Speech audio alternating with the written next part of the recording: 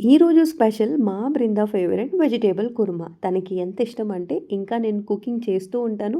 అప్పటికే వచ్చి మమ్మీ చేతులు కొంచెం వేస్తావా అని అడుగుతూ ఉంటుంది. చాలా రుచిగా ఉంటుంది ఫ్రెండ్స్. మీరు కూడా తప్పకుండా ట్రై చేయండి. ఈ వెజిటేబుల్ కుర్మా మనకి చపాతీ, పరోటా, సెట్ దోస, ఈవెన్ గీ రైసు, జీరా రైస్‌లో కూడా చాలా టేస్టీగా ఉంటది.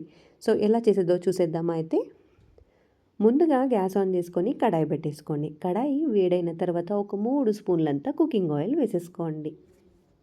లో ఫ్లేమ్‌లోనే ఉంచండి. ఆయిల్ కూడా వేడైంది అన్నప్పుడు దీంట్లో కొద్దిగా మనము సోంపు వేసుకోవాలి. ఇది యాక్చువల్లీ ఆప్షనల్ బట్ వేస్తేనే మంచిది. స్పెషల్లీ చిన్నపిల్లలు తినే వాళ్ళకి ఇలా సోంపు వేసి చేసి ఇవ్వండి. సోంపు లైట్‌గా చిటపట అన్నప్పుడు మనము అల్లం వెల్లుల్లిని కూడా వేసుకోవాలి.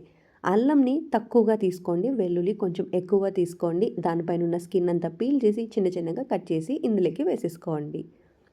వెల్లుల్లి మీరు ఎంత వేస్తే అంత రుచిగా ఉంటుంది.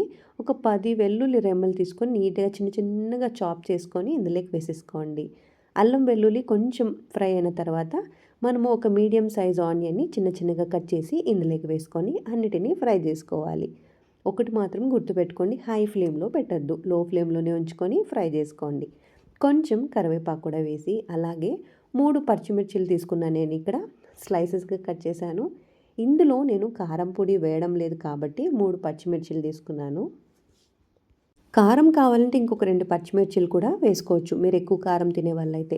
అన్నిటిని వేసి ఇలా ఫ్రై చేసి ఇప్పుడు మనం వెజిటేబుల్స్ వేసుకోవాలి. 1 కప్పు క్యారెట్, 1 కప్పు బీన్స్, అలాగే ఫ్రెష్‌గా ఉన్న 1 కప్పు బఠానీస్ కూడా తీసుకున్నాను.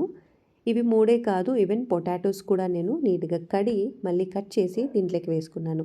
అన్ని వెజిటేబుల్స్ వేసి ఇలా మిక్స్ చేసుకోండి. ట్రస్ట్ మీ, ఈ 4 వెజిటేబుల్స్ వేసి చేయండి. గ్రేవీ చాలా అంటే చాలా టేస్టీగా ఉంటది. కొద్దిగా పసుపు కూడా వేసేసి ఒక్కసారి ఇంకా రుచికి తగినంత ఉప్పు కూడా వేసి ఒకసారి మిక్స్ చేసేసుకోండి. ఇక్కడ ఉప్పు నేనైతే పింక్ సాల్ట్ వాడినాను. మీరు వైట్ సాల్ట్ అయినా వాడచ్చు. అంటే ఏంటి పింక్‌గా ఉంది అనుకుంటారని చెప్పి ముందే చెప్తున్నా. సాల్ట్ కూడా వేసి అన్నీ బాగా మిక్స్ చేసి ఒక 5 నిమిషాలు ఇలా మూత పెట్టేయాలి.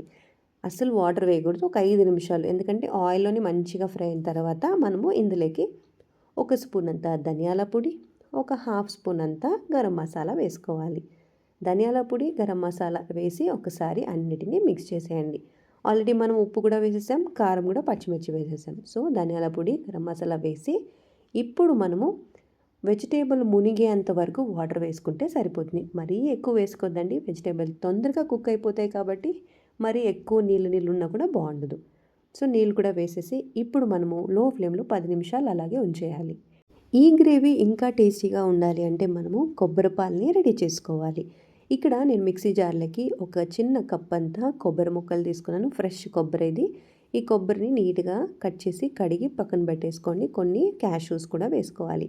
కొబ్బరి ముక్కలు అలాగే కొన్ని క్యాష్యూసు ఇందులోకి వేసేసుకొని లైట్‌గా సాల్ట్ వేసుకోండి. కొద్దిగా సాల్ట్ వేసుకొని కొన్ని వాటర్ వేసుకోండి. ఇది నీళ్ళ నీళ్ళగానే ఉండాలి. మరీ గట్టిగా ఉండకూడదు కాబట్టి ఈ కన్సిస్టెన్సీలో మనము మిక్సీకి వేసుకోవాలి. ఈ పాలని ఇప్పుడు పక్కన పెట్టేసుకుందాం. ఇప్పుడు గ్రేవీ అవుతుంది అని చెప్పాను కదా, నా కూతురు పరిగెత్తొచ్చి మరీ నన్ను ఈ గ్రేవీ అడుగుతూ ఉంటుంది మధ్యలో అని. ఆల్రెడీ వచ్చేసి ఉండింది. తనకి గ్రేవీ ఊపి మరీ ఇచ్చాను. తినేసి టేస్టీగా ఉంది మమ్మీ అని హగ్ చేసుకుంది నన్ని. సో ఇలా ఉంటుందన్నమాట ఇంట్లో. ఈ గ్రేవీ ఇంకా ఆల్మోస్ట్ కుక్ అయిపోయింది ఫ్రెండ్స్. ఇప్పుడు మనము ఒకసారి ముట్టి చూద్దాం.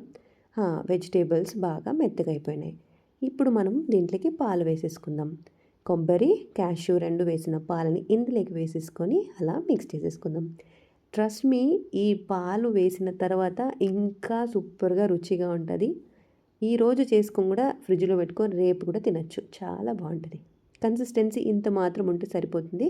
ఇంకొక 5 నిమిషాలు మూత పెట్టేసి లో ఫ్లేమ్‌లో ఉంచేసి చూసారా, పాలు కలర్ కూడా చేంజ్ అయిపోయి ఇప్పుడు మనకి ప్యూర్ గ్రేవీ కలర్ వచ్చేసింది.